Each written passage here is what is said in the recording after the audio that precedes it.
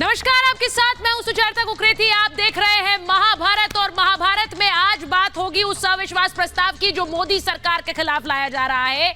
उस अविश्वास प्रस्ताव पर उससे पहले थोड़ी देर में प्रधानमंत्री नरेंद्र मोदी बोलने वाले हैं। देश के सबसे बड़े कन्वेंशन सेंटर के उद्घाटन के मौके पर नरेंद्र मोदी अब से थोड़ी देर बाद तकरीबन आधे घंटे बाद बोलने वाले हैं और यह भी मानकर चलिए कि करारा जवाब उन सबको मिलेगा जो देश में सरकार गिराने के लिए अविश्वास प्रस्ताव लेकर आ रहे हैं। आपको यह बताऊं कि प्रधानमंत्री नरेंद्र मोदी को विपक्ष का गेम प्लान पहले से पता था। यह मैं इसलिए कह रही हूं क्योंकि 2018 में प्रधानमंत्री नरेंद्र मोदी ने सीधे सीधे कह दिया था कि सिर्फ आज नहीं 2023 में भी मेरी सरकार के खिलाफ अविश्वास प्रस्ताव लाया जाएगा। प्रधानमंत्री ने 2018 में, क्योंकि तब उनकी सरकार के खिलाफ अविश्वास प्रस्ताव लाए थे, विपक्ष वो प्रस्ताव जिस तरह से औंधे मुंह गिरा था, प्रधानमंत्री ने बता दिया था कि 2024 के चुनाव से पहले एक बार फिर से वही अविश्वास प्रस्ताव ये विपक्ष लाएगा जिसने अपनी साख खो दी है। वो इस सरकार को गिराने के लिए अविश्वास प्रस्ताव लाएगा, लेकिन उसी तरह से औंधे मुंह गिरेगा जिस तरह से जनता का भरोसा विपक्ष के साथ गिरा है, उसी तरह से अविश्वास प्रस्ताव भी गिरेगा। आपको आज मैं बता देती हूं कि किस तरह से आज संसद में मोदी सरकार के खिलाफ यह अविश्वास प्रस्ताव आया है। आपको यह भी बताऊं कि अब से थोड़ी देर बाद प्रधानमंत्री नरेंद्र मोदी लाइव होंगे, सीधे तस्वीरें भी दिखाऊंगी और क्या कहेंगे वो भी सुनवाऊंगी। लेकिन आज संसद में क्या हुआ, मोदी सरकार के खिलाफ अविश्वास प्रस्ताव लाया गया। इस अविश्वास प्रस्ताव को 2018 में भी विपक्ष लेकर आया था।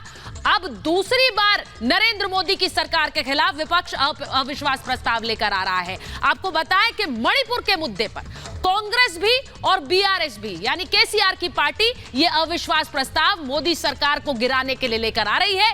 कांग्रेस के जो सांसद हैं गौरव गोगोई, जिनकी तस्वीर आप देख सकते हैं, उन्होंने आज ये अविश्वास प्रस्ताव रखा और सोनिया गांधी समेत 50 सांसदों ने समर्थन में लोकसभा में वो खड़े हुए और इस अविश्वास प्रस्ताव का समर्थन किया। स्पीकर ओम बिरला ने इस प्रस्ताव को मंजूरी दे दी है, क्योंकि अगर 50 सांसदों का समर्थन हो तो लोकसभा स्पीकर उसको समर्थन देते हैं, उसको मंजूर करते हैं। और इसीलिए अब चर्चा के लिए वक्त तय करेंगे ओम बिरला, जो उन्होंने कहा है। अब चर्चा होगी और वो चर्चा इस अविश्वास प्रस्ताव पर होगी सिर्फ इसलिए कि प्रधानमंत्री नरेंद्र मोदी लोकसभा में आए।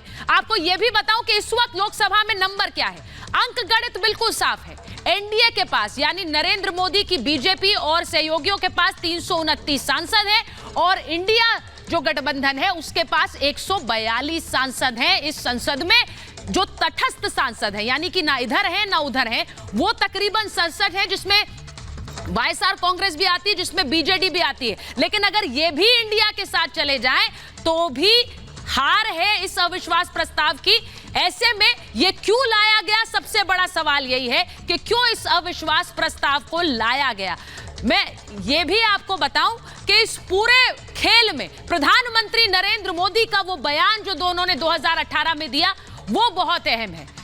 अविश्वास प्रस्ताव किसी सरकार के लिए कैसे लाया जाता है, यह जरा आपको बता दूं। संसद के नियम 198 में इसका जिक्र है और इसे लाने के लिए लोकसभा स्पीकर को नोटिस दिया जाता है। यानी कोई सांसद नोटिस देता है कि हम इस सरकार के खिलाफ इस अविश्वास प्रस्ताव को ला रहे हैं।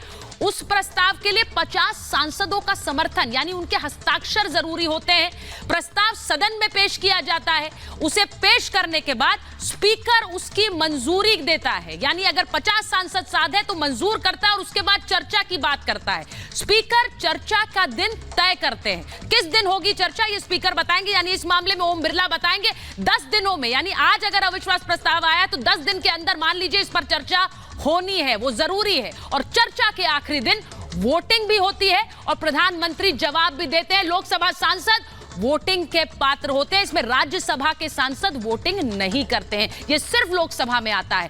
पक्ष विपक्ष में सांसद वोट करते हैं और जो पक्ष भारी होता है उसी की जीत होती है। यानी सीधे बताएं कि सरकार के पक्ष में अगर लोकसभा में नंबर ज्यादा है तो ये मानकर चलिए कि इस अविश्वास प्रस्ताव ये गिरेगा, ये औंधे मुंह गिरेगा। लेकिन इसके बावजूद विपक्ष इस अविश्वास प्रस्ताव को लेकर आ रहा है। इससे जुड़े अहम सवाल आज पूछूंगी महाभारत में। मेहमान मेरे साथ जुड़ रहे हैं, पहले ये रिपोर्ट देख लीजिए। उन सदस्यों से जो इस प्रस्ताव की अनुमति दिए जाने के पक्ष में ये अनुरोध करता हूं, वो अपने स्थान पर खड़े हो जाएं।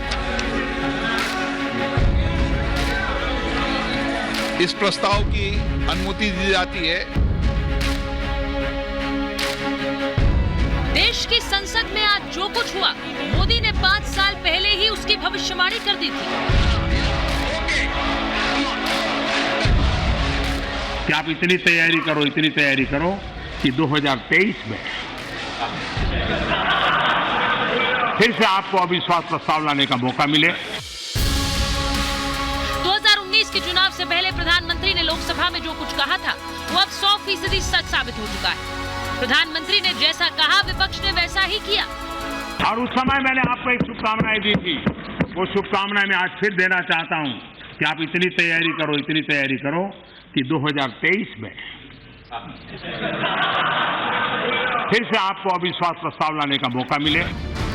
मणिपुर पर अपने मुताबिक चर्चा की जिद पर अड़े विपक्ष ने अब मोदी सरकार के खिलाफ अविश्वास का दांव चला है। स्पीकर को नोटिस देकर 26 पार्टियों के गठबंधन इंडिया और केसीआर की पार्टी बीआरएस ने केंद्र के खिलाफ अविश्वास प्रस्ताव पेश कर दिया। ये अविश्वास प्रस्ताव देना है, ये इंडिया अलायंस का एक सिद्धांत है और हमने सभी अपने अपने सदस्यों को कहा है कि हमें ये संदेश देना चाहिए कि सारे मुश्किल के घड़ी में मणिपुर के साथ खड़े हैं। लोगों के कॉन्फिडेंस माननीय नरेंद्र मोदी जी के ऊपर, भारतीय जनता पार्टी के ऊपर ही है। लास्ट टर्म में भी किया था और लोग उनको जो कुछ भी सबक सिखाने था वो सिखा दिया है। विपक्ष को ये मालूम है कि लोकसभा में वो सरकार के नंबर के आगे कहीं नहीं टिकता।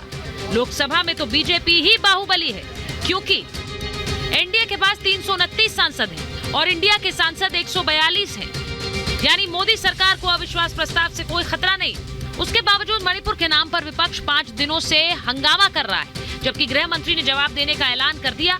लेकिन विपक्षी नेता प्रधानमंत्री के बयान पर अड़े हैं और इसीलिए प्रस्ताव ले आए, क्योंकि सदन में नो कॉन्फिडेंस मोशन पर चर्चा के आखिर में जवाब प्रधानमंत्री ही देते हैं। वहाँ जो भी घटना घटी है, जो कुछ भी हो रहा है उस पर ध्यान दीजिए। इस तरह से महिलाओं के साथ किस तरह से दुरुपयोग किया गया, तो इन सब चीजों को लेकर के पूरा विपक्ष एकजुट होकर के इस बात को कह रहा है, तो बोलना ना चाहिए, वहाँ जवाब देना ना चाहिए। जी, नो कॉन्फिडेंस मोशन हम मूव कर रहे हैं, तो नई बात नहीं है और हमारे पार्टी की तरफ से जब चर्चा शुरू होगी, हम नॉर्थ ईस्टर्न की रिप्रेजेंटेटिव को, मतलब गौरव गोगोई को हम तैनात करेंगे।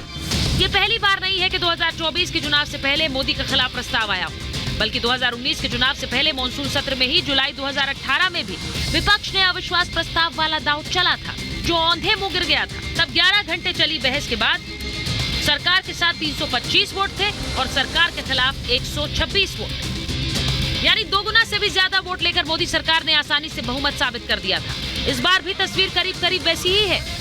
हमें पता है आंकड़े हमारे पक्ष में नहीं, लेकिन लोकतंत्र आंकड़ों की चीज सिर्फ नहीं होती है।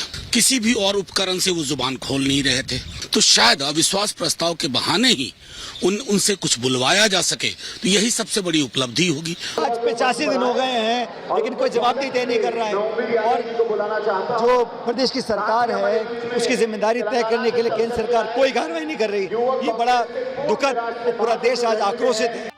तो क्या विपक्ष का अविश्वास प्रस्ताव बस मोदी को निशाना बनाने का बहाना है? मणिपुर पर चर्चा के नाम पर मोदी विरोधी अपनी एकता का फ्लोर टेस्ट करना चाहते हैं, क्योंकि सोमवार को शायद दिल्ली अध्यादेश भी पेश करेंगे। यानी टीम इंडिया के लिए नो कॉन्फिडेंस मोशन से पहले एक और फ्लोर टेस्ट होगा। Bureau report, Republic Bharat.